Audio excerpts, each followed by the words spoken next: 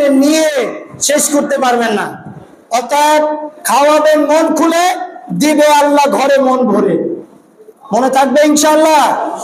তাহলে আমরা রোজার তারাবিতে আমরা হাফেজ সাহেবকে খুশি করব, আর রমজানের ইফতারিতে আমরা সামর্থ্য অনুযায়ী ইফতার দিব ইনশাআল্লাহ। মাওলানা সাহেব ডাকে ওই ভাই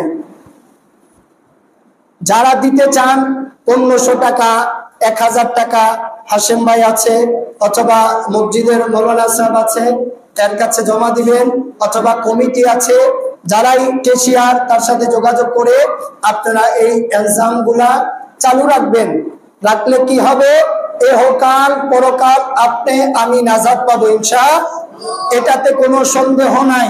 তার কারণ আপনি 1 টাকা দিবেন, 10 টাকা পাবেন আল্লাহর তরফ থেকে। তবে নিয়ত আল্লাহর জন্য, আমি আইনুদ্দিন বলে গেছি এই জন্য নয়, আল্লাহর জন্য দিবেন তো ইনশাআল্লাহ।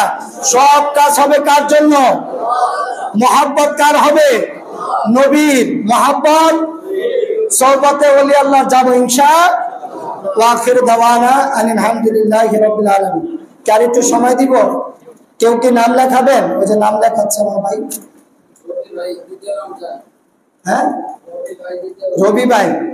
আল্লাহ রবি ভাইকে কবুল করুক, বলুন আমিন। আল্লাহ ওনার মাকসাদ পুরা করে দেখ, বলুন আমিন।